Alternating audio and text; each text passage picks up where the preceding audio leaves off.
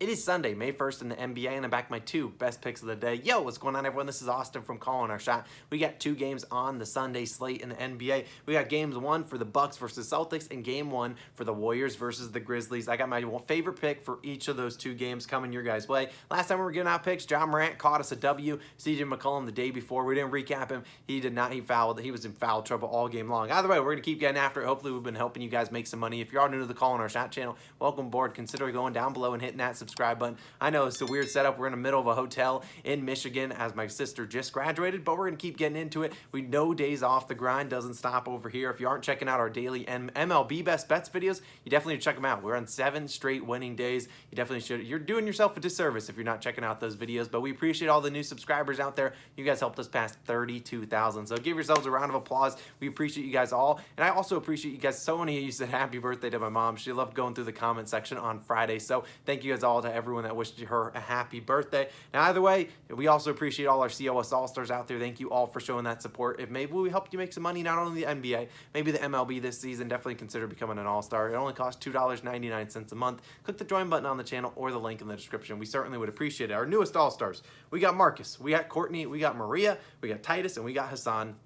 I don't need to say it again, but you guys are the real MVPs. Thank you guys all so much for supporting the channel. Also, last reminder, PrizePicks. We are partnered with them. One of our newer partnerships. Look, if you want to sign up using code COS or the link in the description, you get a 100% deposit match up to $100. So use that code or that link. You get basically a free $100 to throw some NBA player prop parlays down. It's a lot of fun. I've been definitely giving out my plays. I give a parlay of the day pretty frequently out. I'll get back on that this week, upcoming week. So definitely check it out. All the links and the details are in the description. Let's waste no more time. Let's talk about the first game on the slate. We're going with the Celtics versus Bucks. Now, this is an early PM tip-off game. This is 1 p.m. So a lot of people that might be on the West Coast, what is that? That's like 9, 10 a.m. So you guys are going to have to be ready and waking up for this one. But with the play I'm going with Jrue Holiday. I'm taking this under 19.5 points, minus 105 on Caesars. Now, Jrue, if I'm going to be honest, this guy's as unpredictable as it gets. He's going to have games where he's going to score 25 points, and he'll probably have a game or two in this series. He's also having a lot of games where he scores like 10 to 15 points. That's just Jrue Holiday. He's very up and down.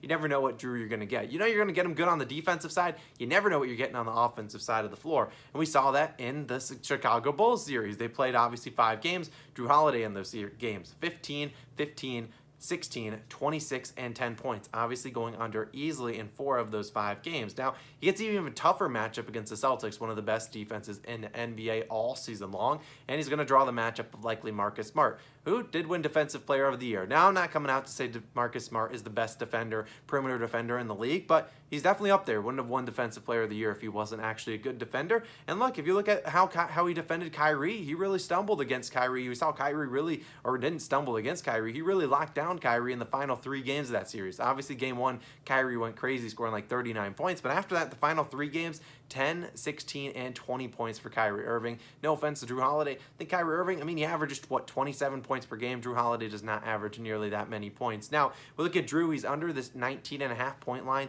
in 17 of his last 25 games. He's obviously gone over this line 8 times in that time span. 4 of those came last year against the Atlanta Hawks. Hawks, notoriously not a good team at defending opposing point guards.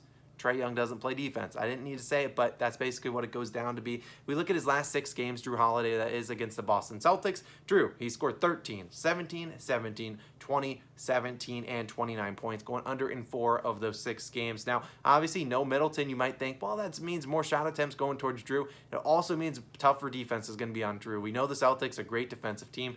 It's not going to stop Giannis. They're going to throw a bunch of bodies at Giannis, a bunch of bodies at Drew Middleton, and say, fine, Pat Connaughton, Grayson Allen, Bobby Portis, Brook Lopez, you guys want to beat us? Go at it. We're not going to let these stars beat us. And I think that's what we see again today in this matchup. Now, it is obviously game 1, so be a little bit careful. We never know what to expect completely, but I really do like this under 19.5 points. We'll be playing it as my first official pick. Now, before I get into my second one, I'll talk about a couple leans in this game, since I know people might be, watching and maybe placing bets at the same time.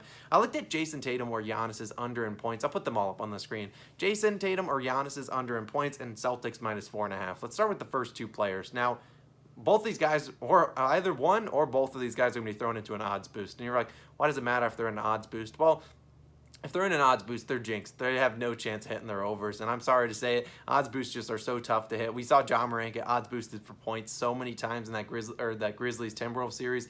and look how it turned out. He did not hit that over in points very often, but I still do think one of these guys might go over, but I'd be a little bit hesitant. Both these two teams are very good defensively. We'll likely see Giannis on Jason Tatum. We'll probably see, I don't know, Al Horford and probably every other player guarding Giannis, so I think Giannis might struggle today. I'd be cautious on betting their overs. They're not necessarily going to make their unders an official play until we see both these two teams play at least once, because you never really know. The regular season much different from the postseason, so we'll kind of wait it out, see exactly what goes on in this game.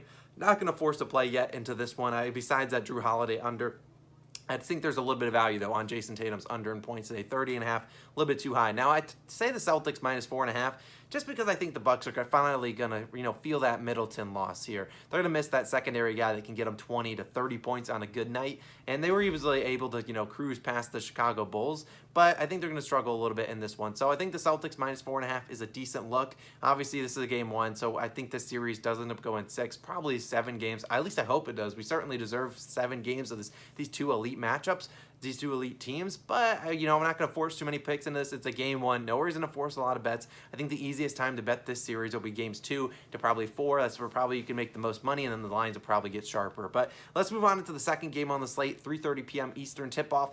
Grizzlies versus the Warriors. This is a great series. We're going to have the Warriors, obviously, with their star-studded cast, and then we got the Grizzlies, an upcoming team led by Ja Morant. Speaking of Ja Morant, we're taking his under 16.5 rebounds plus assists, minus 120 on Caesars. Now, at first thought, you're like, Austin, we just took Ja Morant's over in rebounds assists at 17.5, and he cashed it. Why are we fading the guy?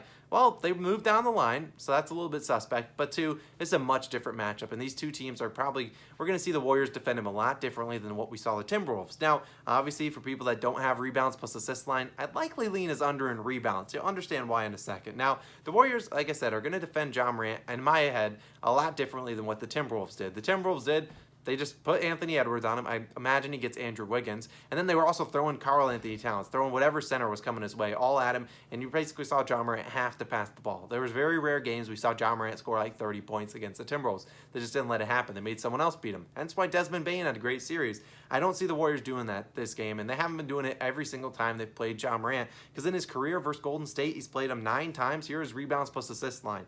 Rebounds plus assist numbers: 13, 9, 12, 12. Those are all this year. And then past years, 11, 4, 17, 9, and 8. So he's going under this line in 8 of 9 times, only going over once. And we think about how he got so many rebounds against that Timberwolves team. Well, 1, they obviously didn't play Steven Adams much. And while I don't expect Steven Adams to play a ton this series, we also don't think he was guarding Patrick Beverley for the most part. So then Patrick Beverley, no offense to him, he's out of the playoffs, probably watching this game on the couch or doing whatever he wants, but he's not a guy that's necessarily going to be shooting 45% from 3, and you're gonna basically encourage Pat Bev to shoot. You're gonna be like, you know what, if Pat Bev knocks down 2 or 3, maybe I'll start guarding him closer. Well, you don't want to let Jordan Poole or Klay Thompson or Stephen Curry get hot. You absolutely don't want that. So I think we'll have to see Ja Morant play a little bit more defensively, and I think the Warriors are gonna also seek out Ja Morant and make him actually guard defensively, because I don't think they want to attack Dillon Brooks too much. He's their best perimeter defender. Desmond Bane's all right. I think they're gonna attack Ja Morant in this game. So we also look at it.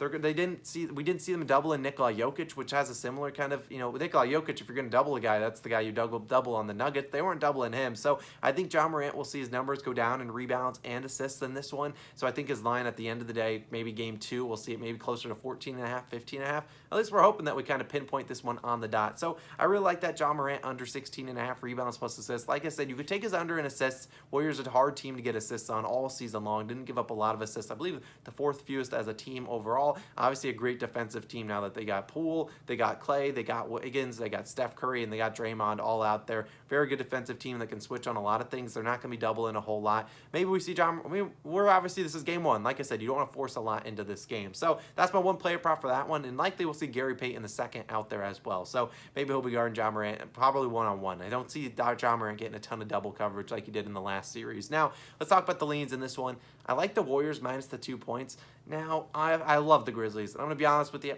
kind of rooting for the Grizzlies to win this game, but I think the Warriors are just have too much experience in the playoffs. Now, obviously the Grizzlies are a super young team. Maybe they're naive, but they did obviously struggle against the Timberwolves. If it weren't for the 4th quarter collapses by the Timberwolves, they likely wouldn't be here. And while the Warriors could maybe suffer some 4th quarter collapses, I think Steve Kerr and their leadership Very, very good. Much better than I think the Timberwolves were in that respect. Now, we do have to remember, Draymond Green said earlier this year that the Warriors were just sucking in the fourth quarter. I don't remember his exact words, probably more vulgar than that, but he was saying they were very bad in the fourth quarter. So obviously something they've worked on as the season went on. And I just think the Grizzlies, I think they'll lose this one. I do think this series goes hopefully 6 or 7 games. I think they lose game 1. They get a little bit humbled, and then they kind of bounce back in game 2 and probably win that one outright. So I like the Warriors minus the 2 points. I put on the screen, no player prop, more leans. Honestly, I don't really like betting a lot of player props on these teams. You saw me in the regular season. Didn't really touch a lot of Warriors props. Didn't really touch a lot of Grizzlies props. Maybe some Ja Morant.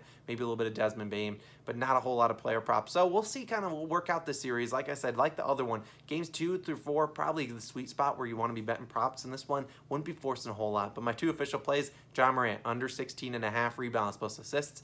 And of course, Jrue Holiday, under 19.5 points. Those are my 2 picks of the day. Drop below your favorite bets for these 2 games. Kind of like the video too. Appreciate you guys. I'll be probably in a new change of scenery for the next video. I'll constantly be switching it up, but I appreciate you guys always for sticking around to the Call on Our Shot community. 33,000 subscribers on the way. Thank you guys as always. Check out that MLB video on the screen. I appreciate you guys. Let's get after it. Peace.